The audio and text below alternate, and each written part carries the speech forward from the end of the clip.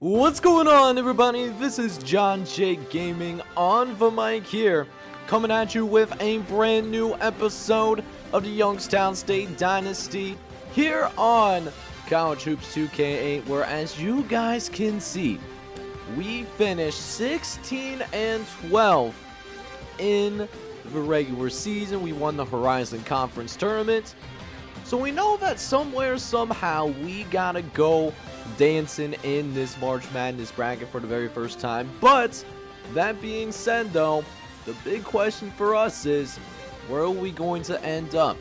Do we get the opportunity to, actually be in the field of 64, or do we gotta go into the play-in game because of our regular season record? We'll find that out in this episode. So if you're excited for Selection Sunday, man, make sure you go ahead, smash that like button, hit subscribe if you have to be brand new to the channel as well. And with that being said, man, I'll catch you guys for Selection Sunday. Let's get it. Alright, boys, so the audio here got a little bit messed up, so not what I wanted to do, but we're going to do a little bit of post-com over it here, man. We're out here on Selection Sunday, and just to recap what the field looks like back then, 65-team field filled with 31 conference champs, including us, of course, that's why we're here, as well as 34 teams that will be selected by this NCAA tournament committee. So, that's what we're going to be working with as we check out the top 25 polls real quick. This is what's going down as of right now. Texas surprisingly in there at number 16 despite less than 20 wins. Got the University of Cincinnati in there, 21-11 as well. And of course, Louisville at the number 1 seed. We also check out some of the teams on the bubble watch, including Oklahoma, Ohio State, BYU, Charlotte. Georgia State is in there as well at 23-9. They did not win their conference tournament, though. But before we check out who is all in, checking out who is the number 1 seeds, looking at Georgetown, Providence, Villanova, and Louisville. Those will be the 4 number 1 seeds in this year's NCAA tournament, as we get a little bit of a bracket breakdown. So we know who the number 1 seeds are, but let's go ahead and check out what the games are going to be looking like. So Louisville will take on the play-in winner, so Louisville will be the number 1 seed overall. And then checking out the rest of the field, St. Louis going to be taking on Kansas. Kansas coming in as a 9 seed. And there we are, Youngstown State going up to Detroit, Michigan to take on the UConn Huskies. From the Big East, we make it as a 13 seed. Honestly, a little bit higher than anticipated because of our record and the Horizon not having the best reputation. But that is going to be our first round matchup against UConn. And then we'll check out the rest of this field. See who else is in our bracket. We got Oklahoma State taking on Towson, and then North Carolina State is going to be taking on the Oklahoma Sooners. Now, Oklahoma was on the bubble, so they do make it in.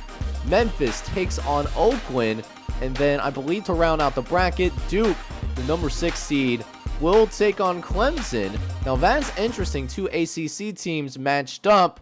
Don't usually see that. But we move on to the next region, though. Villanova will be taking on Nicole State. And then Xavier, as the 8 seed, takes on Oregon, who is a 9 seed. After that, Arizona will take on Sanford. Sanford coming in 17-13. We lost a fullback to them in the football portion of this series. Texas does get in. They were a top 25 team despite not being in, with 20 wins. But, it is what it is. Illinois and Indiana will meet up in Buffalo, New York. Again, an interconference matchup in the NCAA tournament in the first round, as well as taking a look at the rest of the region. Kansas State taking on Idaho, who I believe was in the WAC during this time, and then Virginia will be taking on Iowa State. So that rounds out the second region. Now we'll go on to the next region. Georgetown taking on the College of Charleston. They went 20-11 this year. Followed by Wisconsin taking on UC Irvine. UC Irvine in real life getting some upsets. UAB, though, with a 4 seed, out here making some things happen with Wagner as the 13. And then Stanford taking on Siena. After that, Washington will take on Alabama State, with the Cincinnati Bearcats taking on the UCLA Bruins. UCLA, a team that we played in the opener and upsetting. So we do have a win against the NCAA field. That could be the only team that we might have played that actually made it into the field. But hey man, it is what it is. Missouri also taking Florida as well. Now for the final region, Providence will take on Liberty, and Dayton, Ohio, man, a little bit of love to the birthplace of aviation. As we check out the rest of the region, West Virginia taking on Montana, and the Miami Hurricanes taking on the Mid-Tennessee State Blue Raiders. They made it in as a 12 seed. Meanwhile, USC gets in as a 2 seed, taking on UNLV, who only made it in as a 15. I'm a little bit surprised by that. Might be a little bit low for them. Alabama will take on the Ivy League champion, the Yale Bulldogs. Despite only being 2 games over 500, they got in as a 14. And then Michigan State will take on Indiana State. So that recaps all of the first round matchups throughout the NCAA tournament. These are the top 4 seeds. UConn, of course, y'all already know.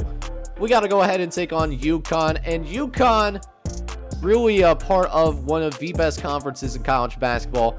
UConn managed to get in 9 teams in this NCAA tournament field, followed by the Big 12, who got 7. Pac-10 and ACC was 6. Now, as for the bubble watch, some teams that did not get in, that are a little bit surprises to me, is Ohio State, Charlotte, and Georgia State. Oklahoma did get in, but so did Indiana, Clemson, and Iowa State on that bubble watch. But guys, that is going to wrap things up here. Alright boys, so that does mean we do have the number 13 seed, and we are going to be taking on the Connecticut Huskies in the next episode, which I'll tell you what right now, man, is going to be a tough matchup. UConn, you know, 21-13 overall with a 9-9 conference record in the Big East. They are an 89 overall squad. We've pulled off upsets before, but UCLA actually only ended up being a 10 seed in this tournament. UConn going to be built different, and we need to play an A+ game if we want to have the opportunity to beat them and to advance on to the next round. So I'll leave that for next episode. But in the meantime, Bo, if you enjoyed today's content, tonight's Selection Sunday special, do me a favor, man, smash that like button, hit subscribe as well if you do have to be brand new. Shoot, with that being said, even hit me up down in the comments below. And with that being said, this is John Chick Gaming on the mic signing off. I'm hoping you're all out there having a good one. Take care, everybody.